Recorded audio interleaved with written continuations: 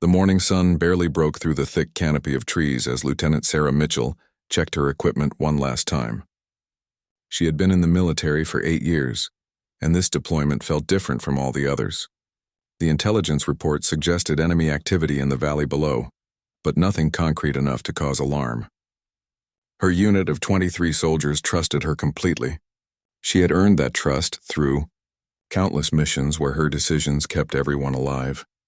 Sarah grew up in a small town in Montana where her father ran a hardware store and her mother taught at the local elementary school. She was the middle child among 5 siblings, always trying to prove she was just as capable as her brothers. When she announced at 17 that she wanted to join the military, her father didn't speak to her for 2 weeks.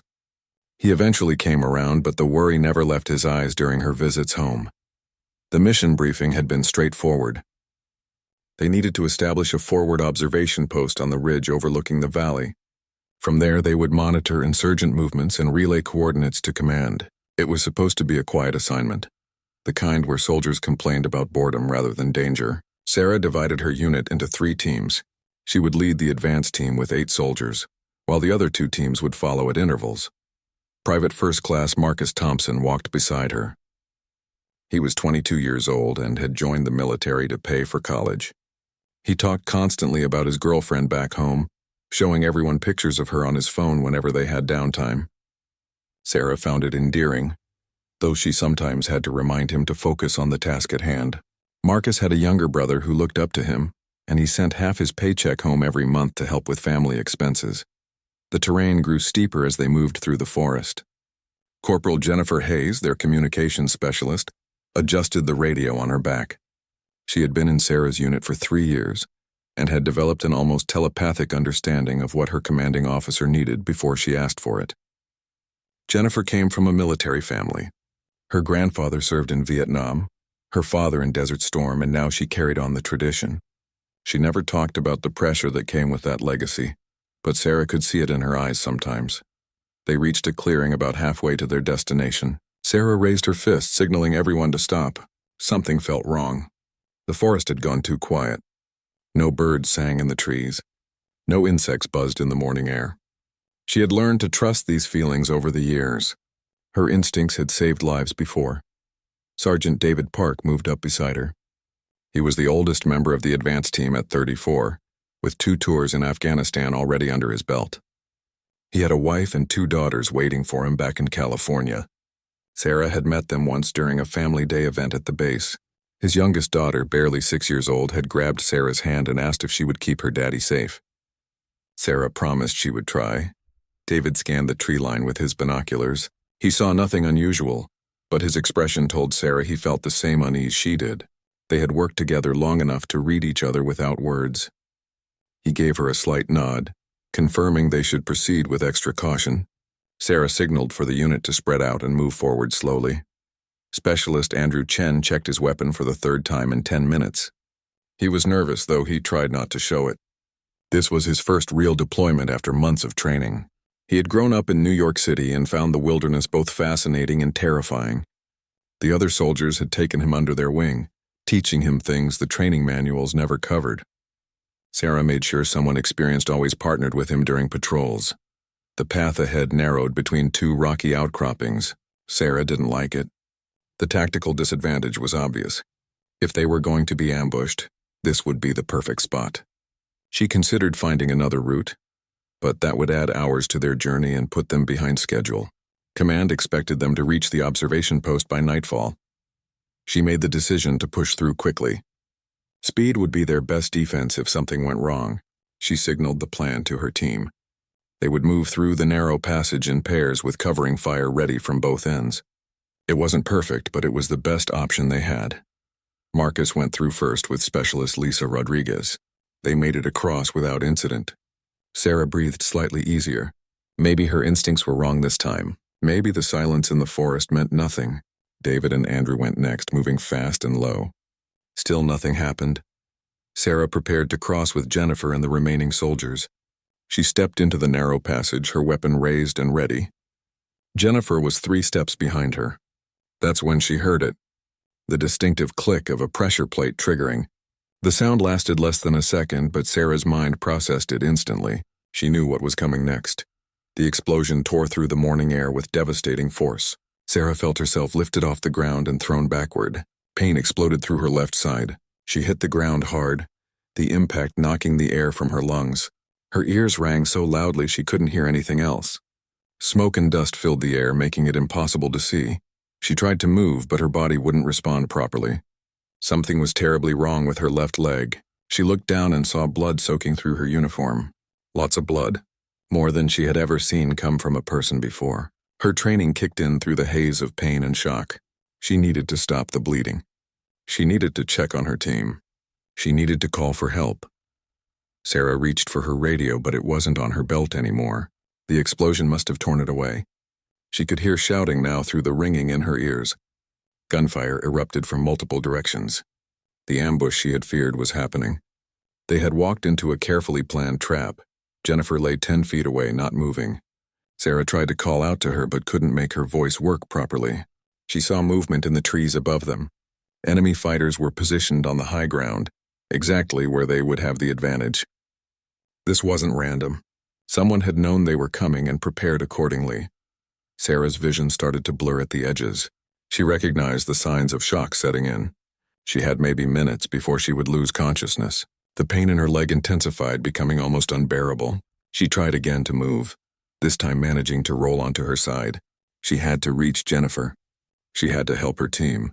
That promise to David's daughter echoed in her mind. She had to keep them safe. The gunfire intensified around Sarah as she lay on the ground, her left leg shattered and bleeding heavily. Through the smoke and chaos, she could see her soldiers taking cover behind rocks and fallen trees. Marcus was returning fire from behind a large boulder, his face covered in dirt and blood from a cut above his eye. David had pulled Andrew behind cover and was trying to assess the situation while keeping his head down. Sarah knew she needed to take control, but her body felt disconnected from her mind.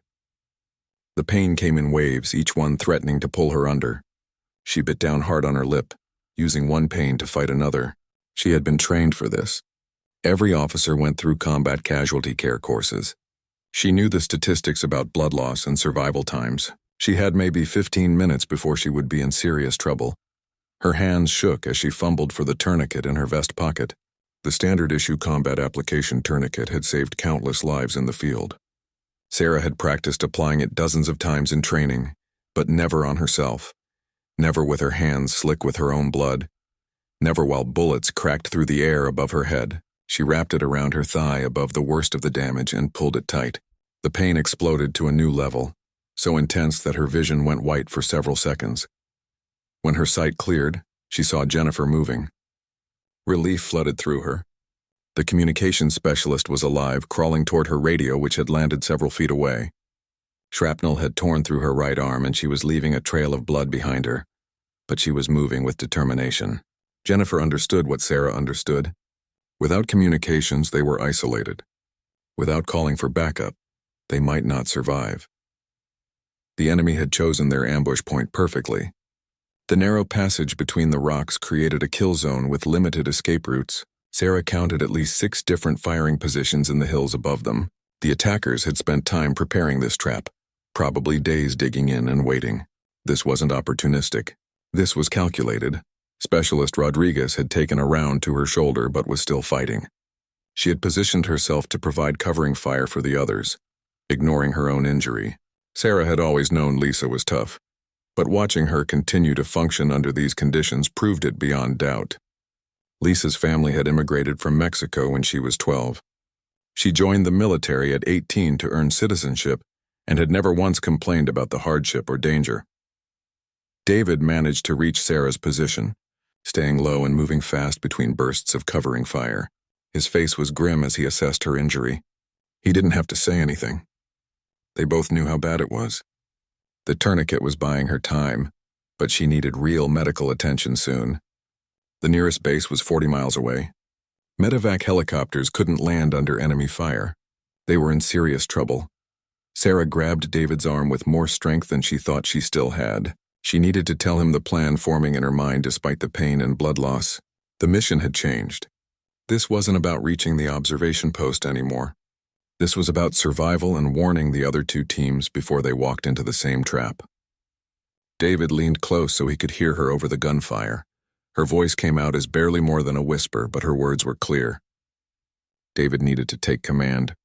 He needed to establish a defensive perimeter using the rocks and fallen trees. They had to hold this position long enough for Jennifer to make contact with command. Once they had air support inbound, they could attempt a fighting withdrawal to a safer location where helicopters could extract them. David wanted to argue about her giving up command, but one look at the amount of blood she had lost told him there was no point. He nodded and moved away to organize the defense. Sarah watched him work, barking orders and repositioning soldiers. Marcus and Andrew worked together to create better cover using their entrenching tools and whatever materials they could find. Everyone moved with purpose despite their fear and injuries. Jennifer finally reached her radio. Her right arm hung useless at her side, but she managed to operate the equipment with her left hand. She tried multiple frequencies, calling out their unit designation and requesting immediate support. Static answered her first few attempts. The terrain or enemy jamming might be interfering with the signal. She adjusted the antenna and tried again. Sarah felt herself starting to drift. The blood loss was catching up with her despite the tourniquet.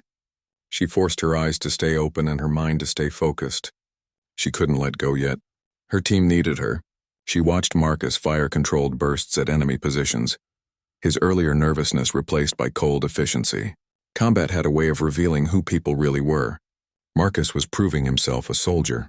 An RPG streaked across the clearing, the distinctive whoosh of its launch giving Sarah just enough warning to shout a warning. The rocket-propelled grenade struck a tree 20 feet away, showering everyone with wood splinters and bark. Andrew was hit by debris, his face bleeding from multiple small cuts, but he kept his position and continued returning fire. Sarah felt a surge of pride despite the situation. These soldiers, many of them so young, were performing like veterans. David crawled back to her position with news. They had counted at least 12 enemy fighters, possibly more. Ammunition was good for now, but if this fight lasted more than 30 minutes, they would start running low. 2 soldiers besides Sarah and Lisa were wounded, though none as seriously. The enemy had them pinned down and seemed content to wait, taking occasional shots but not pressing an assault. That worried Sarah more than an all-out attack would have. If the enemy was waiting, they were waiting for something. Reinforcements maybe, or nightfall when their advantage would be even greater. Or they were waiting for the other 2 teams to arrive and walk into the same trap. Sarah tried to calculate the timing. The second team should reach this area in about 20 minutes. If Jennifer couldn't get a warning out, more of her soldiers would die. Sarah made a decision that surprised even herself.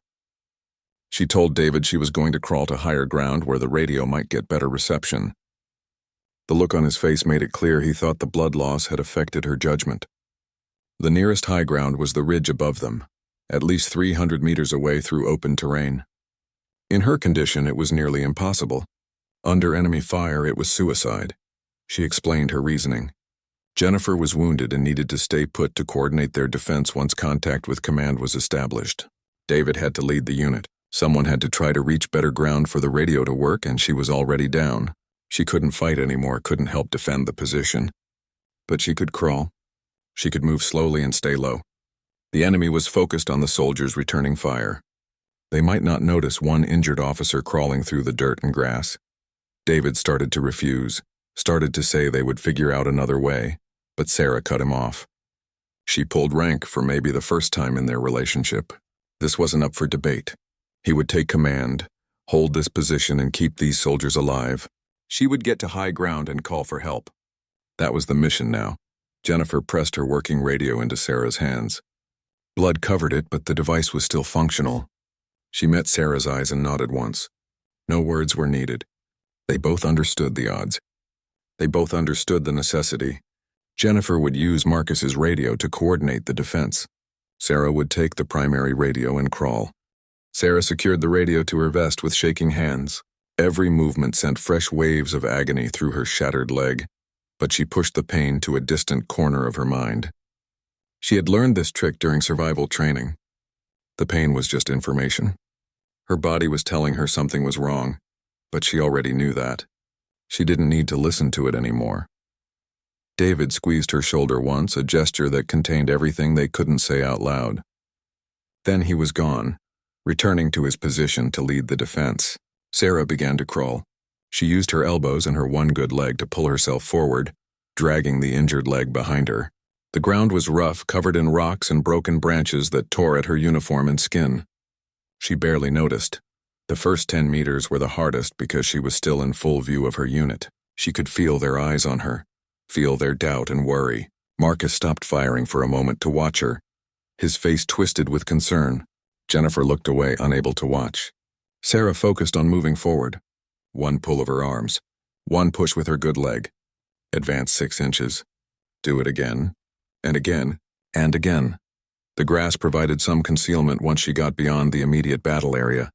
She stayed as flat as possible, pressing her body into the earth. Bullets occasionally cracked overhead, but most of the enemy fire was directed at her unit's defensive position. The attackers seemed to have established a pattern. Fire a burst, wait for return fire to identify positions, fire again at those positions. It was methodical and professional. These weren't amateur fighters. Sarah's progress was agonizingly slow. After 20 minutes of crawling, she had covered maybe 50 meters. Her arms burned with exhaustion. Her good leg cramped from the awkward pushing motion. The tourniquet on her injured leg had stopped most of the bleeding, but not all. She left a faint trail behind her, blood mixing with dirt and grass. If any enemy fighter looked carefully, they could track her movement easily. She paused behind a fallen log to catch her breath. Her heart pounded so hard she could feel it in her skull. Sweat poured down her face despite the cool morning air. She knew she was going into shock. Her body temperature was dropping. Her thinking was getting fuzzy at the edges. She needed to move faster, but her body had limits even willpower couldn't overcome. The radio on her chest crackled with static. She heard David's voice coordinating fire between Marcus and Lisa, directing them to focus on a specific enemy position. They were working well together, but Sarah could hear the strain in David's voice. Ammunition would become critical soon. They needed air support. They needed it fast. Sarah forced herself to start moving again. The terrain began to slope upward. She was reaching the base of the ridge. The gradient made crawling even harder. For every 3 feet she pulled herself forward. She slid back 1 foot. Her fingers dug into the soil, searching for rocks or roots to grip. Her nails broke. Her knuckles bled. She didn't care. A burst of gunfire struck the ground 10 feet to her left. Someone had spotted her. Sarah flattened herself completely, not moving, barely breathing. She waited for the next burst that would end everything. 5 seconds passed. 10 seconds, 15. No more shots came her way. Maybe the shooter had lost sight of her in the grass. Maybe they thought they had missed. Maybe they were content to let her crawl to death slowly rather than waste ammunition. She started moving again, changing her angle to put a cluster of bushes between herself and where she thought the shooter had been positioned. Every instinct screamed at her to move faster, but speed would only make her more visible. She maintained her slow, steady pace. Pull with the arms. Push with the good leg. Breathe, repeat. Sarah's mind began to wander as exhaustion and blood loss took their toll. She thought about her mother, who had cried at the airport when Sarah left for this deployment. Her mother had hugged her so tightly that Sarah could barely breathe, whispering over and over that she should stay safe and come home. Sarah had promised she would. She always promised. It was what soldiers told their families, even when they knew they couldn't guarantee it. She thought about her father, who had finally admitted he was proud of her during her last visit home. He had been working in his hardware store, organizing screws by size, when he suddenly stopped and looked at her. He told her that he understood now why she had joined. He said he had been scared, not disappointed. He didn't want to lose his daughter. Sarah had hugged him right there in the aisle between the hammers and the saws, both of them with tears in their eyes. The memories gave her strength. She pulled herself forward again. The ridge was getting closer. She could see the rocky outcropping at the top where the radio signal might have a chance of reaching command. 100 meters left. She had crawled 200 meters through dirt and blood and pain. She could do 100 more. An explosion shook the ground behind her. Sarah twisted her head to look back at her unit's position. Smoke rose from where they had established their defense. Another RPG. But from the continued sound of return fire, her soldiers were still fighting. David was keeping them alive. She needed to keep going. She needed to get that call out. The slope grew steeper. Sarah's progress slowed to a crawl in the most literal sense. She was moving maybe 3 feet per minute now. Her arms had gone from burning to numb. Her good leg barely responded when she tried to push. The injured leg was just dead weight, leaving a wider blood trail as the tourniquet loosened slightly from all the movement. She reached a small plateau about 70 meters up the ridge. Her arms gave out completely. She couldn't pull herself any further. She lay there gasping, her face pressed into the rocky ground. This was it. This was as far as she could go. It would have to be enough. She fumbled for the radio with nerveless fingers. Sarah propped herself up on her elbows and extended the radio antenna as far as it would go. She switched through frequencies, trying each one in sequence. Static answered every attempt. She tried again. More static.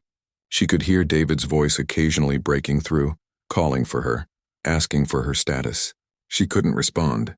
The outgoing signal wasn't strong enough yet. The pain in her leg suddenly intensified. Breaking through the shock and numbness, Sarah looked down and saw the tourniquet had loosened further. Blood was flowing freely again. She reached down to tighten it, but her hands wouldn't cooperate. Her fingers felt thick and clumsy, like they belonged to someone else. She managed to get a grip on the windlass and turned it, pulling the tourniquet tighter. The pain made her vision go dark for a moment. When her sight cleared, she saw movement in the valley below. The second team was approaching the ambush point. She could see them moving through the trees, completely unaware of the danger. Sarah grabbed the radio and tried desperately to get a signal. She had to warn them. She had to save them from walking into the same trap. Her voice came out as a croak when she tried to speak. She cleared her throat and tried again, louder this time. She cycled through frequencies frantically, broadcasting on every channel. Nothing. Just static and the distant sounds of her unit still fighting. The second team was getting closer to the kill zone. They had maybe 5 minutes before they would be in range of the ambush. Sarah made a decision. She couldn't reach command, but maybe she could reach higher ground. Maybe those last 30 meters would make the difference. Her arms were done, but she still had her one good leg and her will. That would have to be enough. Sarah looked up at the remaining distance to the top of the ridge. 30 meters might as well have been 30 miles given her condition. Her arms hung useless at her sides, muscles completely exhausted. Blood loss had left her weak and dizzy. But the image of that second team walking into the ambush drove her forward. She couldn't let more soldiers die because she gave up. She rolled onto her back and began pushing herself upward, using only her good leg. The technique was crude and inefficient. She would plant her foot, push hard and slide herself up the slope a few inches. Then she would reposition and do it again. Each push sent jolts of agony through her shattered left leg as it dragged across the rocky ground. The rocks and roots that covered the slope tore at her uniform and skin. Her back became a mass of scratches and cuts, but she barely felt them anymore. All pain had merged into one overwhelming sensation that she simply ignored. Her entire world narrowed to one simple task. Push, slide, breathe, push again. After 10 minutes of this brutal progression, Sarah had gained maybe 5 meters. She paused to rest, her chest heaving. The sounds of battle below seemed to fade in and out. She couldn't tell if her hearing was going or if she was losing consciousness in brief moments. She slapped her own face hard, using sharp pain to shock herself back to full awareness. She couldn't pass out. Not yet. She glanced down at the valley and her heart sank. The second team had reached the edge of the kill zone. She could see Lieutenant Chris Wagner leading them, his distinctive red hair visible even at this distance. Chris was a good officer, maybe even better than Sarah. He was careful and methodical, but he had no way of knowing what was waiting in those rocks. Sarah grabbed the radio again and tried every frequency. Her voice was hoarse from screaming warnings into dead air, still nothing but static. The rocks around her were interfering with the signal, or she wasn't high enough yet, or the radio was damaged in ways she couldn't see. It didn't matter which. The result was the same. She was alone with no way to communicate. She started pushing again, harder now, faster, ignoring the damage she was doing to herself. Her good leg began to cramp from the unnatural motion and strain. She pushed through it. Blood from her injured leg left a smear on the rocks behind her like some horrific snail trail. She pushed through that too. Nothing mattered except reaching the top, 15 meters to go. Sarah's vision started to tunnel, darkness creeping in from the edges. She recognized severe blood loss when she saw it, even when it was happening to her. The human body held about 5 liters of blood. She had lost at least 2, maybe 3. She was running on reserves that wouldn't last much longer. Her body was starting to shut down non-essential systems to keep her brain and heart functioning. She thought about Jennifer's daughters again, about Marcus's girlfriend waiting for him, about Andrew's parents who had been so proud when he enlisted, about Lisa's family who had sacrificed everything to give her opportunities, about all the families and friends and loved ones who were trusting Sarah to bring their soldiers home alive. That trust was a weight she had carried every day of her command, and she wouldn't fail them now. 10 meters to go. Sarah could see the top of the ridge clearly now. There was a flat area with better visibility and fewer obstructions. If the radio would work anywhere, it would work there. She pushed harder, finding strength she didn't know she still had. Her good leg was bleeding now too from the constant friction against rock. She didn't care. A bullet suddenly ricocheted off a rock near her head. Someone had spotted her again. Sarah flattened herself and waited. More shots came, 3 or 4 rounds that struck the slope around her. She realized with strange clarity that the shooter was probably trying to finish her off out of mercy. From their position, she must look like a dying animal crawling uselessly up a hill. They had no idea what she was trying to accomplish. The shooting stopped. Sarah started moving again immediately. She had maybe minutes before someone came to check if she was dead. 5 meters to the top now. Her mind started playing tricks on her. She saw her father's hardware store superimposed over the rocks. She saw her mother's face in the clouds above. She heard voices that weren't there, calling her name, telling her to rest. She shook her head violently, clearing the hallucinations. Blood loss was affecting her brain now. She was approaching the point of no return. Much more blood loss and her body would start shutting down organs. She would lose consciousness and never wake up. She had to reach the top first. She had to make that call, 3 meters. Sarah's good leg gave out completely, the muscles seizing in one massive cramp that made her cry out. She lay there for several seconds, unable to move, tears streaming down her face from pain and frustration. So close, she was so close. She looked at the remaining distance with something like hatred. 3 meters was nothing. 3 meters was impossible. She started using her hands again, digging her fingers into the soil despite the exhaustion and numbness. She pulled herself forward inches at a time. Her nails tore completely away from 2 fingers. She didn't stop. She grabbed roots and rocks and pulled. She pushed with her arms even though they had no strength left. She moved with pure, stubborn determination that refused to acknowledge reality. 2 meters. Sarah could hear explosions and gunfire from the valley below. The battle was intensifying. She didn't know if the second team had been ambushed yet, or if her original unit was just facing increased enemy pressure. She couldn't look back. She couldn't think about anything except moving forward. 1 meter left. Her hand reached the top of the ridge and grabbed the flat ground. She pulled herself up and over the edge, finally reaching the summit. She lay there for a moment, completely spent. Her breathing was shallow and rapid. Her skin felt cold and clammy. She knew these were signs of severe shock. She probably had 10 minutes of consciousness left, maybe 15 if she was lucky. Sarah forced herself to sit up against a rock. The movement made her head spin and her vision blur, but she managed it. She pulled the radio from her vest with trembling hands. The device was covered in blood and dirt, but the power light still glowed green. It was working. She extended the antenna fully and held the radio up as high as she could reach. She tried the command frequency first. Static answered her, but different static. Less harsh. Maybe clearer. She adjusted the frequency dial slightly, trying to find the sweet spot. More static than a brief break in the noise. Something was getting through. She tried again. This time a voice crackled through the speaker, broken and hard to understand, but definitely human. Sarah's heart leaped. She had a signal. It was weak and inconsistent, but it was there. She pressed the transmit button and began speaking, fighting to keep her voice steady and clear despite her condition. She identified herself and gave her unit designation. She reported troops in contact and requested immediate air support. She provided coordinates for her unit's position and the ambush location. She warned about the second team approaching the kill zone. She gave casualty numbers and estimated enemy strength. She packed all the critical information into 30 seconds of transmission, because she didn't know if the signal would hold or if she would remain conscious. The response came back choppy and distorted, but Sarah caught the essential words. Support inbound. 15 minutes. She needed to acknowledge and provide additional tactical information, but her hand holding the radio was shaking so badly, she could barely keep her grip.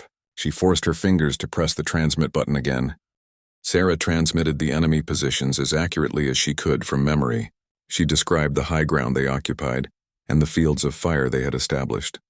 She warned that the ambush force had RPGs and what sounded like at least one heavy machine gun. She told command that her unit was low on ammunition and had multiple wounded.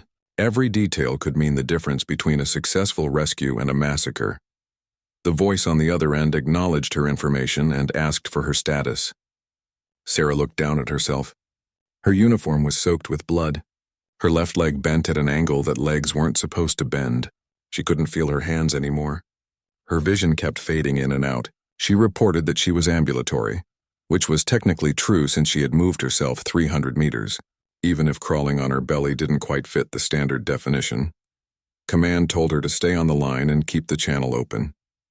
They needed her for real-time updates as the situation developed. Attack helicopters were launching from the forward operating base. A medical evacuation team was preparing. She just needed to hold on for 15 minutes. Sarah wanted to laugh at the absurdity. 15 minutes felt like an eternity when you were bleeding out on a ridge. She switched to her unit's tactical frequency, needing to warn them that help was coming. David's voice came through immediately, tight with stress. The enemy was probing their defenses, testing for weak points. They had lost sight of Sarah an hour ago and feared she was dead.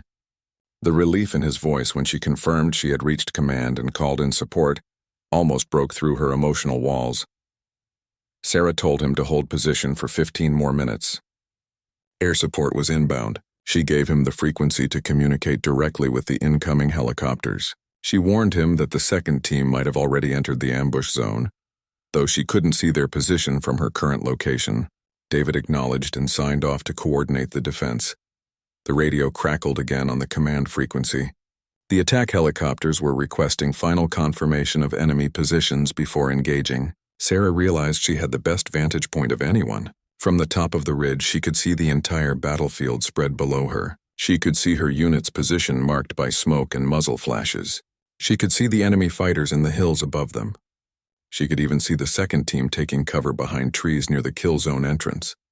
She began calling out targets, describing positions using terrain features and distances. The helicopter pilots acknowledged each update, their voices calm and professional despite the chaos they were flying into. Sarah heard the distinctive sound of rotor blades approaching. The sound was beautiful. It was hope. It was salvation. 2 Apache helicopters swept into the valley like avenging angels. Sarah watched them bank and line up their first gun runs. She provided minute adjustments to their targeting, ensuring they hit enemy positions without endangering friendly forces. The Apaches opened fire with their 30mm chain guns, the sound rolling across the valley like thunder. The effect was immediate and devastating. Enemy positions that had been pouring fire onto her unit went silent. One RPG team tried to engage the helicopters and was eliminated before they could fire. The second team used the distraction to pull back from the kill zone to safer ground. Sarah allowed herself the smallest moment of relief. They were going to make it, but the battle wasn't over. Some enemy fighters began retreating deeper into the hills where the helicopters couldn't easily follow.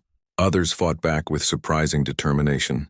Sarah continued calling out positions, her voice getting weaker with each transmission but never stopping. She was the eyes in the sky for the pilots, the link between air and ground forces. One of the enemy fighters managed to get a rocket off before the Apaches could engage him. Sarah watched the RPG streak toward the helicopter with horrifying clarity. She screamed a warning into the radio, knowing it was probably too late. The pilot jerked the helicopter into a violent evasive maneuver. The rocket passed so close that Sarah could see it on the helicopter's side as it flew past and exploded harmlessly in the trees beyond. The near miss seemed to enrage the pilots. They swept back across the enemy positions with renewed intensity. Sarah continued marking targets, her words slurring now as her body began to shut down. She could feel herself fading, consciousness slipping away like water through her fingers. She bit the inside of her cheek hard enough to draw blood, using the pain to stay alert.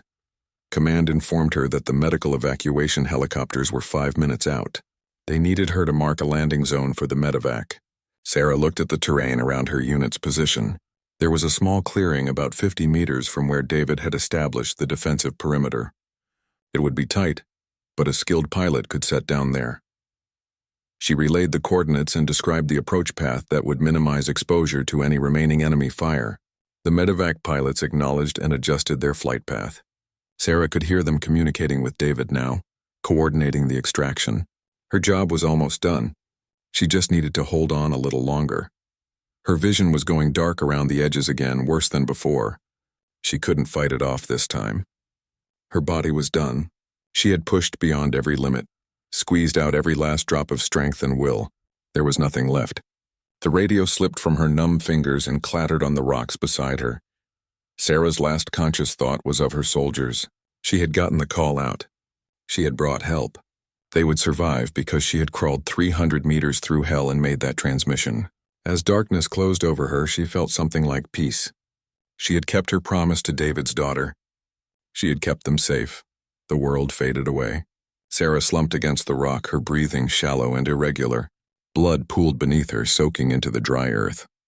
The radio beside her continued to crackle with voices calling her name. But she couldn't hear them anymore. The battle sounds from the valley below became distant and meaningless. Everything went quiet and still. Meanwhile, in the valley, David heard the medevac helicopters approaching. He organized his soldiers for extraction, ensuring the wounded went first. Marcus and Andrew provided covering fire while Jennifer coordinated with the pilots. Lisa, despite her shoulder wound, helped carry equipment and ammunition. The team worked with practiced efficiency, even in crisis. The first medevac touched down in a storm of dust and rotor wash. Medics jumped out before the skids fully settled, running toward the casualties. They worked fast, loading the most seriously wounded first. The helicopter lifted off within 90 seconds, banking away toward the forward operating base and its surgical facilities.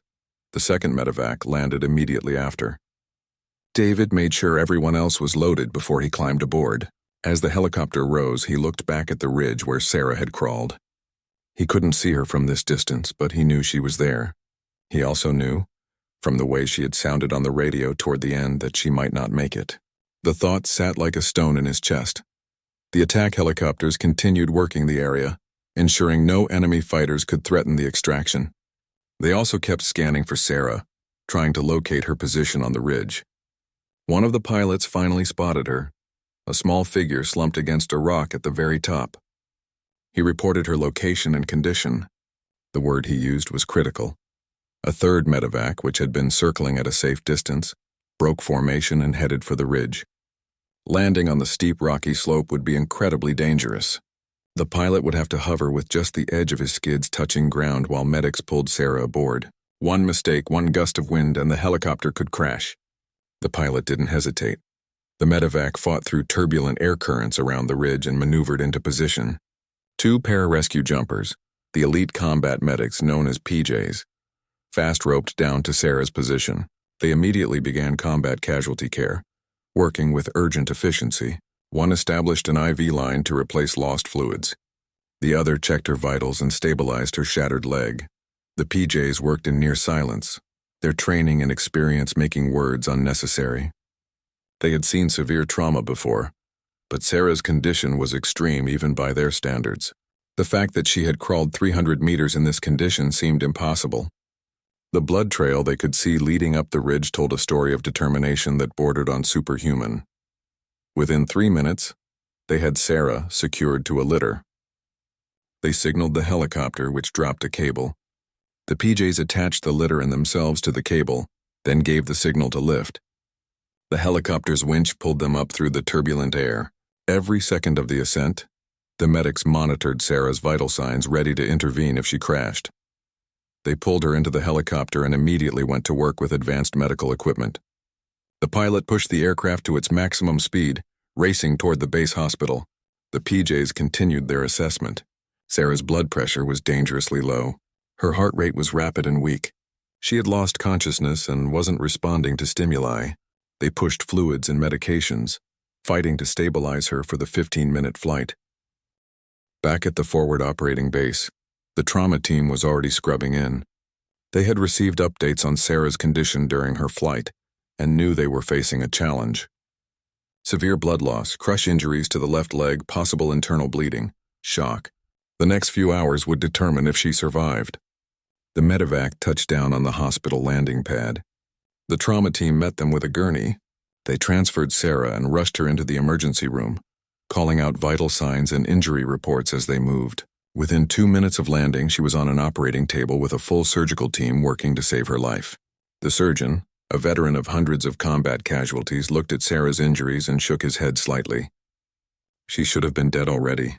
The blood loss alone should have killed her. The trauma to her leg should have sent her into irreversible shock. But somehow, impossibly, her heart was still beating. There was still a chance. The surgical team worked for 6 hours straight. They repaired torn arteries and removed shrapnel embedded in muscle and bone. They cleaned and debrided wounds that had collected dirt and debris during Sarah's crawl. They administered multiple units of blood, replacing what she had lost on that ridge. The surgeon made difficult decisions about her left leg, weighing function against life. In the end, they decided they could save the leg, though Sarah would face a long recovery and might never regain full mobility. The alternative was amputation, which the surgeon felt was premature given her otherwise good health and youth. They stabilized the fractures with external fixators, metal rods and pins that would hold the bones in place while they healed. When they finally closed the last incision and wheeled Sarah to recovery, the entire team was exhausted. The lead surgeon pulled off his gloves and sat down heavily. He had operated on thousands of wounded soldiers over his career. Some lived, some died, and he had learned to maintain professional distance from the outcomes. But something about this case got to him. The mission reports had come in during the surgery. He learned what Sarah had done, how she had crawled 300 meters with a shattered leg, how she had climbed a ridge using one leg and arms that should have been too exhausted to move, how she had called in the air support that saved her entire unit. The surgeon had seen acts of courage before, but this was different. This was beyond courage. This was refusing to accept the possibility of failure. In the recovery room, Sarah remained unconscious. Her body was fighting multiple battles. Infection was a serious risk, given the contamination of her wounds. Her kidneys were stressed from the severe blood loss. Her heart had been pushed to its limits. The medical staff monitored her around the clock, adjusting medications and fluids as needed. David arrived at the hospital 12 hours after the evacuation. He had stayed with his unit, ensuring everyone was accounted for and safe before he allowed himself to check on Sarah. A nurse directed him to the recovery room. When he saw her, pale and still, connected to machines and tubes, he had to grip the doorframe to steady himself. He pulled a chair to her bedside and sat down. He didn't know if she could hear him, but he talked anyway. He told her that everyone had made it out. Marcus, Jennifer, Andrew, Lisa, all the others. Some had injuries, but nothing life-threatening. The second team had been extracted without casualties. Her warning had reached them just in time. Because of her, 23 soldiers from the first team and 18 from the second team were alive. David talked about the battle after she had started crawling. He described how they had held the position, how the attack helicopters had turned the fight, how perfectly her target coordination had worked. He told her that the mission commander was putting her in for a medal, though David figured she probably wouldn't care about that. She had never done anything for recognition. He stayed until the nurses made him leave. He returned the next day and the day after. Other soldiers from the unit came too. Marcus brought flowers that he had somehow found on the base. Jennifer brought pictures she had drawn of helicopters and mountains. Andrew brought a letter he had written but was too shy to read aloud. They left these things on the table beside her bed, small tokens of gratitude and hope. On the fourth day, Sarah opened her eyes. The world came back slowly, first as blurry shapes and muffled sounds, then gradually sharpening into focus. She saw white ceiling tiles and fluorescent lights. She heard the steady beep of monitors and the soft voices of medical staff. She tried to move and immediately regretted it as pain exploded through her body. A nurse noticed she was awake and hurried over. She smiled and told Sarah not to try to move. She was in the hospital. She was safe. She had been in surgery and recovery for 4 days. The nurse asked if Sarah understood.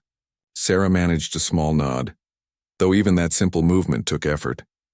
The nurse stepped out and returned moments later with a doctor.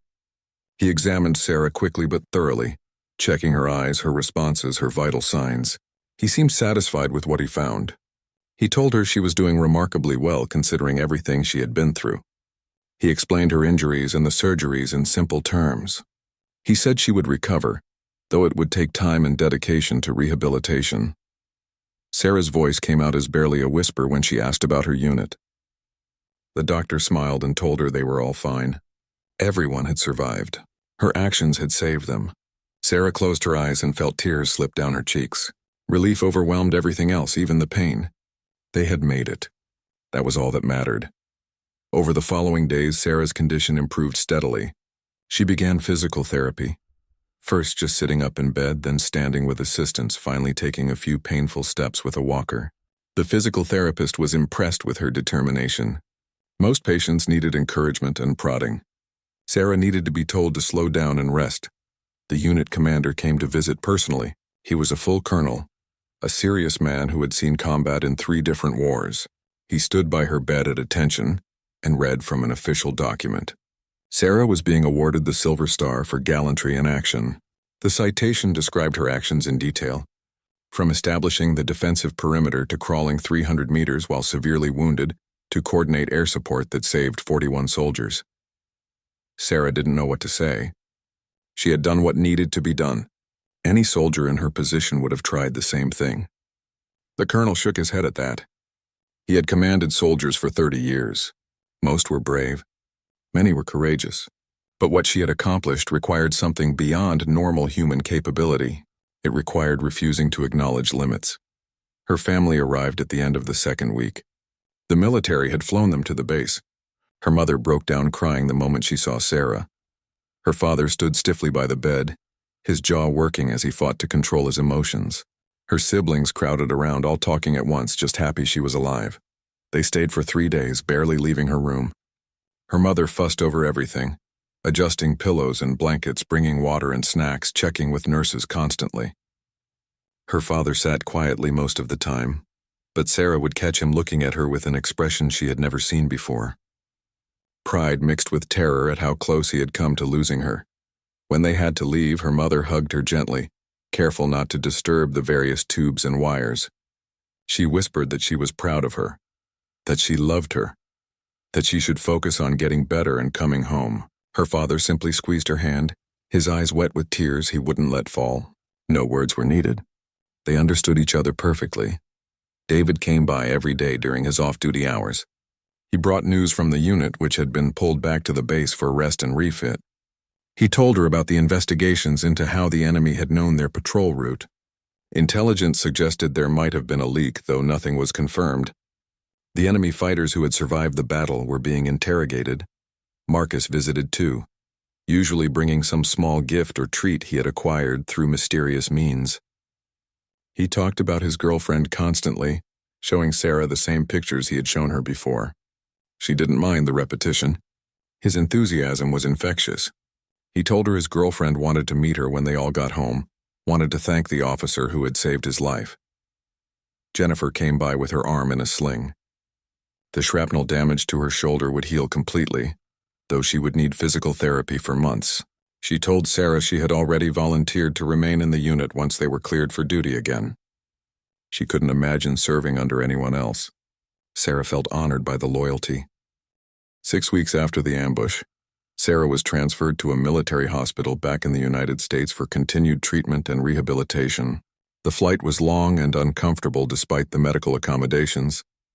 Her leg, still held together with external fixators, ached constantly, but she was going home, or at least closer to home, and that made every discomfort bearable.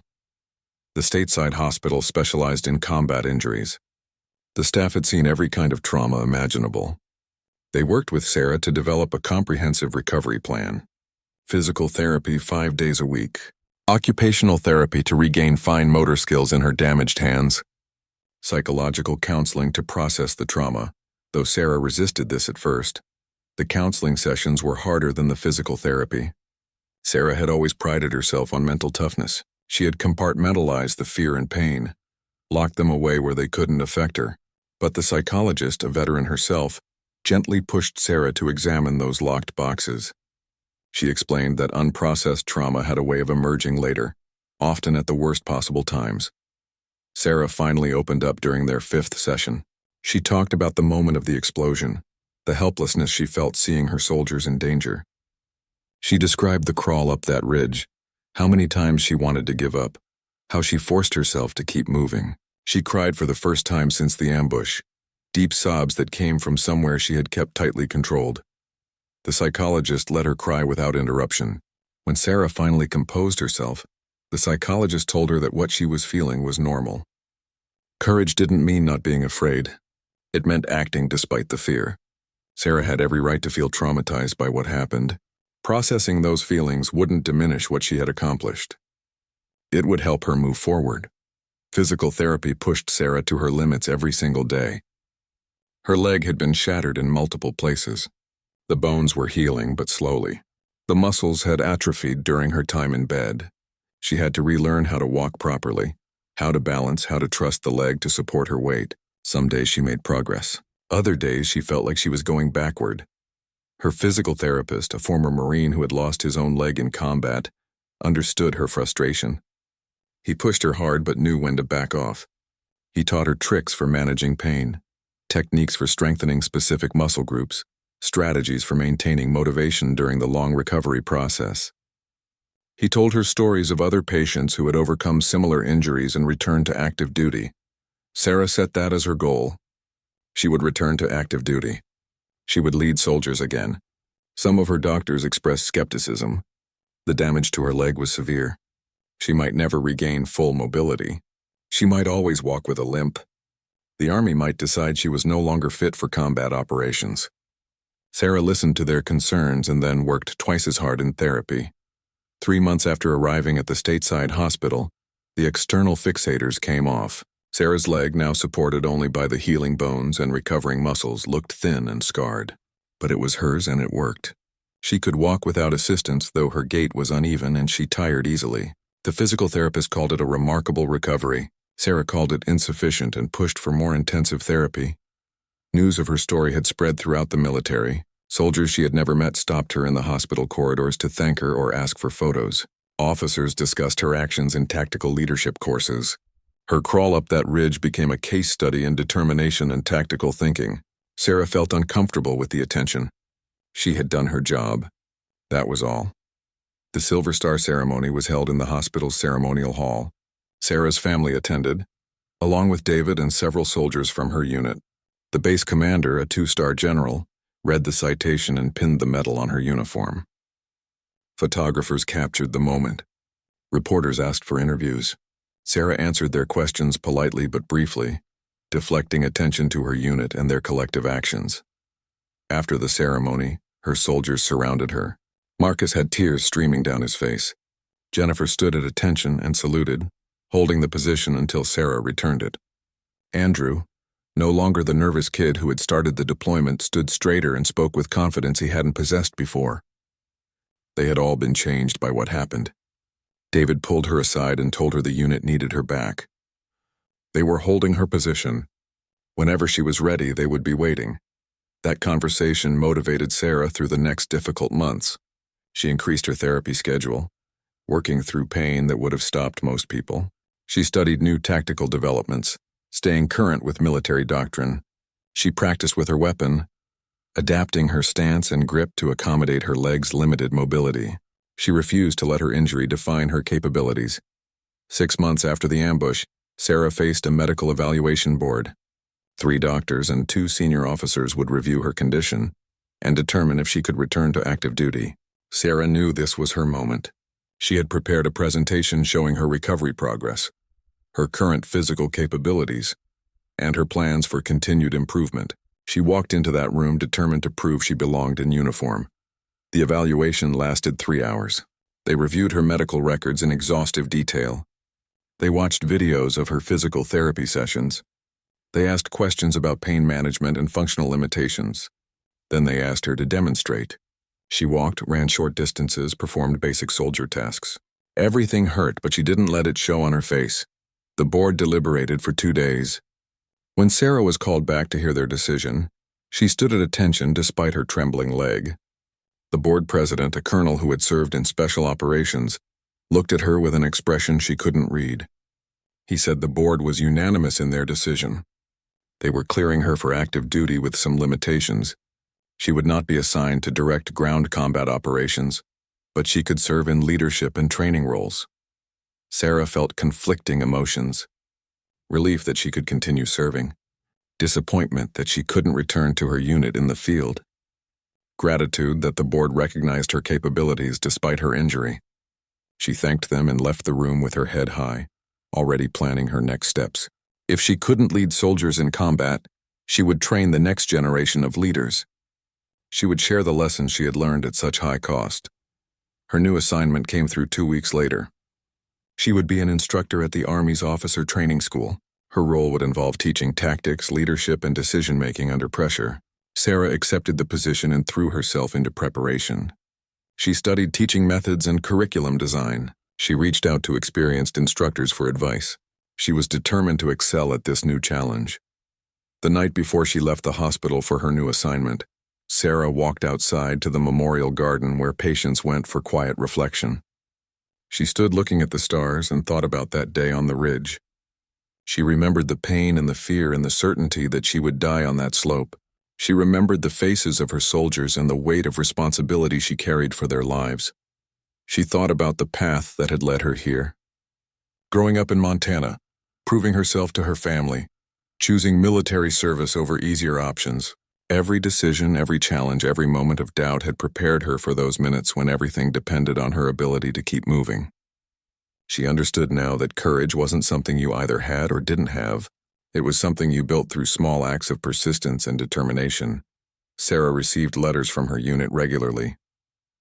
They told her about new missions and new challenges. They told her they missed her leadership.